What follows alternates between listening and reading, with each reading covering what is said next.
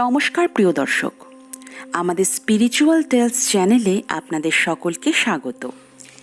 আজ আমি আপনাদের মহাদেবের একটি অদ্ভুত সুন্দর লীলার ব্যাপারে জানাবো।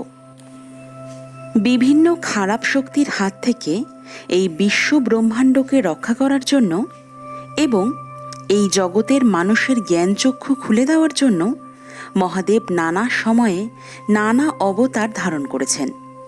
তার মধ্যে মহাদেবের একটি রূপ হল বাটুক ভৈরব।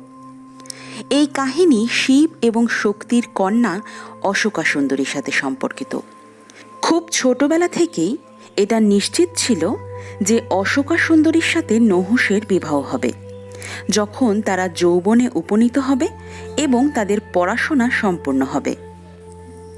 একদা হুন্দ নামে এক অসুর অশোকা সুন্দরীকে হরণ করার অভিসন্ধি করেছিল, কিন্তু তার মা শক্তির ক্রোধের কারণে অসুর তার কাজে অসফল হয়।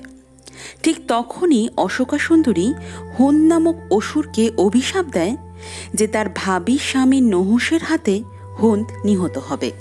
এই ঘটনার কিছু বছর পর নহুষ একদিন তার গুরুর আশ্রমে বসে শিক্ষা গ্রহণ করতে থাকে। ঠিক তখনই সেই অভিশপ্ত অসুর হুন্দ এটা সিদ্ধান্ত নেয় যে নহুষকে হত্যা করবে, যাতে অশোকা সুন্দরীর দেওয়া অভিশাপ বিপরীতভাবে ফলীভূত হয়।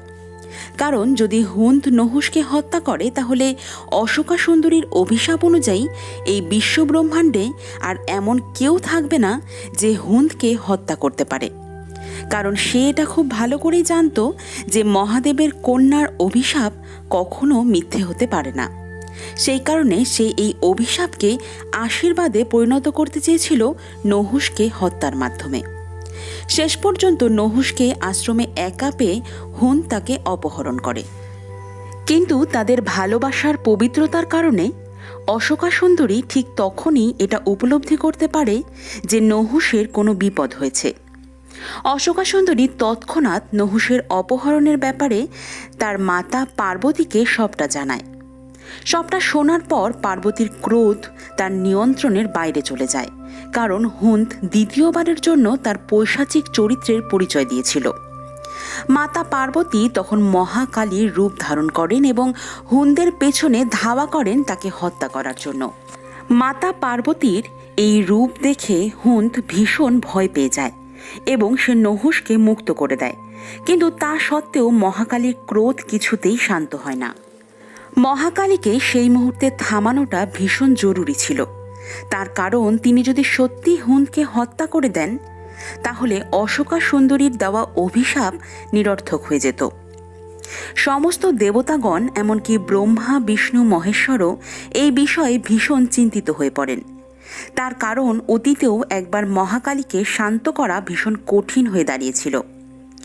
অতীতে যখন একবার পার্বতী মহাকালীর রূপ ধারণ করেছিলেন তখন তাকে শান্ত করার জন্য স্বয়ং মহেশ্বর মাটিতে শুয়ে পড়েছিলেন এবং মহাকালী মহেশ্বরের বুকের ওপর পা রেখেছিলেন, এবং যখন তিনি বিষয়টা উপলব্ধি করতে পারলেন তখনই তিনি শান্ত হয়েছিলেন এটা ভেবে যে তিনি মহা পাপ করে ফেলেছেন। সেই মুহূর্তে মহাকালীকে শান্ত করার জন্য মহাদেব একটি ছোট্ট ছেলের রূপ ধারণ করেন। এটা সকলেরই জানা যে মহাকালী এই বিশ্ব ব্রহ্মাণ্ডের মাতা, তাই তার মাতৃত্ব খুব বেশি সময় ধরে নিয়ন্ত্রণ করা সম্ভব নয়। সেই কারণেই মহাদেব ছোট্ট ছেলের ছদ্মবেশ ধারণ করেন এবং মহাকালীর যাতায়াতের পথে দাঁড়িয়ে চিৎকার করে কাঁদতে আরম্ভ করেন। মহাদেবের পরিকল্পনা সফল হয়। মহাকালী সেই বাচ্চা ছেলেটিকে কাঁদতে দেখেই তার প্রতি দুর্বল হয়ে পড়েন। সেই বাচ্চা ছেলেটি আর কেউ নয়, স্বয়ং তার স্বামী, এবং তৎক্ষণাৎ পার্বতী তার বাস্তবিক রূপে ফিরে আসেন। ততক্ষণে অসুর হুন্দ সেখান থেকে পালিয়ে যায়। এই ঘটনার বেশ কিছু বছর পর নহুষ হুন্দকে হত্যা করেন। মহাদেব যে ছোট্ট ছেলেটির ছদ্মবেশ ধারণ করেছিলেন সেই ছদ্মবেশকে স্বয়ং ব্রহ্মা বাটুক ভৈরব নাম দেন। এরপর থেকে তিনি এই রূপে জগৎ সংসারে বাটুক ভৈরব নামে পরিচিত হন। ভিডিওটি সম্পূর্ণ দেখার জন্য অসংখ্য ধন্যবাদ।